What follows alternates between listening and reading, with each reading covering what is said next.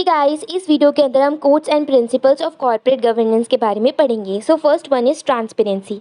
Transparency हमें कहता है कि कोई भी अगर कंपनी है, कोई भी ऑर्गेनाइजेशन है, वो अपनी सारी इन्फॉर्मेशन को डिस्क्लोज करके रखेंगी shareholders and stakeholders के सामने। अब इसके अंदर जो कंपनीज होती हैं उन्हें क्लियर एंड एक्यूरेट इन्फॉर्मेशन ही प्रोवाइड करनी पड़ती है regarding their financial performance, operation and risk towards the shareholders and stakeholders of the company. Example के लिए एक कंपनी है जो कि अपनी एनुअल रिपोर्ट को पब्लिश कर रही हैं, तो अब जो कंपनी ने एनुअल रिपोर्ट के अंदर जितना भी डेटा रखा है वो सारा डेटा एक्यूरेट होना चाहिए, सही होना चाहिए, क्लियर होना चाहिए, अंडरस्टैंडेबल होना चाहिए, ताकि जो शेयर होल्डर्स हैं उनके सामने सारी डिटेल्स जो हैं कंपनी की वो डिस्क्लोज हो जाएं। Second code is accountability. Accountability का बेसिकली मतलब होता है कि कंपनी जो भी एक्शन लेगी, कोई भी डिसीजन अगर कंपनी ले रही है तो उस डिसीजन के लिए जो कंपनी होगी वो अकाउंटेबल होगी, स्टेक होल्डर्स के लिए भी एंड शेयर होल्डर्स के लिए भी। अब इसके अंदर बेसिकली इस चीज़ को इंश्योर करके रखा जाता है कि कंपनी कोई भी अगर पर्टिकुलर एक्शन ले रही है तो कंपनी उस एक्शन को मॉनिटर करेगी, टाइम टू टाइम इवैल्यूएट करेगी परफॉर्मेंस को, एंड उसके बाद अगर कोई भी मिसकंडक्ट होता है तो ये मिसकंडक्ट क्यों हो रहा है, तो इसके लिए कंपनी क्या होगी, जवाबदेही होगी towards the stakeholders and shareholders of the company. Now let's take an example to understand accountability. मान लेते हैं, एग्ज्यूम करते हैं कि एक कंपनी है, कंपनी के बोर्ड ऑफ डायरेक्टर्स होते हैं, एंड जो बोर्ड ऑफ डायरेक्टर्स होता है उनका काम होता है कंपनी की ओवरऑल मैनेजमेंट टीम को ओवरसी करना, उनकी परफॉर्मेंस को लुकअप करना। तो अब जो कंपनी के बोर्ड ऑफ डायरेक्टर्स होते हैं वो अगर कोई भी डिसीजन ले रहे हैं, कोई भी एक्शन ले रहे हैं, तो वो कंपनी के बेस्ट इंटरेस्ट के लिए लेते हैं। तो अगर बोर्ड ऑफ डायरेक्टर्स कोई भी एक्शन लेते हैं, कोई भी डिसीजन लेते हैं, तो वो उसके लिए अकाउंटेबल होने चाहिए कि वो मैनेजमेंट टीम जो है उनको जवाबदेही होने चाहिए, एंड जो स्टेक होल्डर्स है, शेयर होल्डर्स है, उनको जवाबदेही होनी चाहिए कि उन्होंने ये पर्टिकुलर एक्शन लिया था एंड इसका रिजल्ट क्या है। Now third principal is fairness. अब जो फेयरनेस होता है बेसिकली इसका मतलब है फेयर ट्रीटमेंट को प्रमोट करके रखना टूवर्ड्स द स्टेक होल्डर्स। यानी कि कंपनी के अंदर जितने भी स्टेक होल्डर्स हैं, चाहे वो शेयर होल्डर्स हो, एम्प्लॉयज़ हो, कस्टमर्स हो या फिर सप्लायर्स हो, इन सभी जो स्टेक होल्डर्स हैं उनको फेयर ट्रीटमेंट मिलनी चाहिए, दैट इज़ फेयरनेस। फेयरनेस का मेन एम होता है कि किसी भी कंपनी के अंदर कभी भी कन्फ्लिक्ट ऑफ इंटरेस्ट ना बने, ठीक है, उसको प्रिवेंट करके रखें, दूर रखें, ठीक है, कभी भी कन्फ्लिक्ट ऑफ इंटरेस्ट क्रिएट ना हो।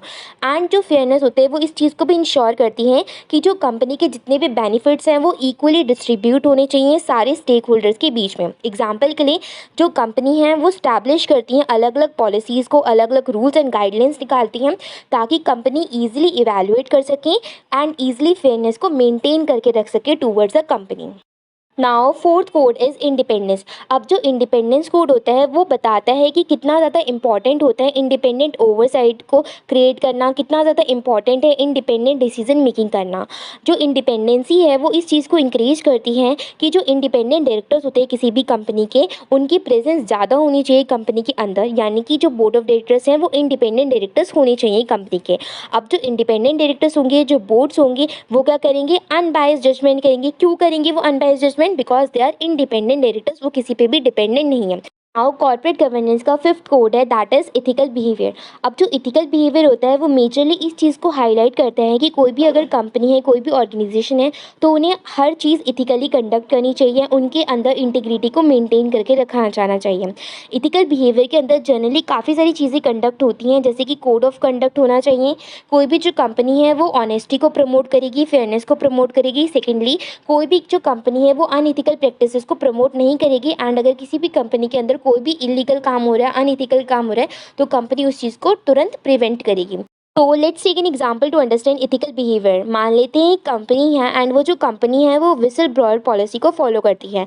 तो अब उस कंपनी के अंदर जितने भी एम्प्लॉयज़ काम करते हैं उनके पास ये राइट है कि अगर उन्हें कोई भी इथिकल अनइथिकल बिहेवियर को रिपोर्ट करना है तो एम्प्लॉयज़ जो है वे विदाउट एनी फेयर उस अनइथिकल बिहेवियर को रिपोर्ट कर सकते हैं towards the higher management. Now sixth code of corporate governance is shareholder right. अब जो शेयर होल्डर राइट होता है इसके अंदर मेनली इस चीज़ पे फोकस करा जाता है कि कैसे कोई भी कंपनी अपने शेयर होल्डर के राइट्स को प्रोटेक्ट करके रखेगी एंड उनकी जो पार्टिसिपेशन होगी डिसीजन मेकिंग में उसको इंश्योर करेगी। अब इसके अंदर मेनली जो कंपनीज होती हैं वो शेयर होल्डर को ज़्यादा से ज़्यादा वोटिंग राइट्स प्रोवाइड करने की कोशिश करती हैं, ताकि जो उनके पास इंफॉर्मेशन रहेगी शेयर होल्डर के पास वो रिलेवेंट इन्फॉर्मेशन रहे, एंड उनके पास भी कहीं ना कहीं एक अपॉर्चुनिटी होगी कि वो अपनी वॉइस को, अपने ओपिनियंस को रेज़ कर सकते हैं किसी भी डिसीज़न के अंदर। अब एग्ज़ाम्पल के लिए जो शेयर होल्डर्स होंगे उनके पास सारे राइट्स होंगे कि वो वोट कर सकते हैं मेजर कंपनी डिसीज़न, यानी कि अगर कंपनी कोई भी बड़ा डिसीज़न ले रही है तो उसके अंदर शेयर होल्डर के पास प्रॉपर्ली राइट होगा कि जो शेयर होल्डर है वो अपनी ओपिनियन को रख सकता है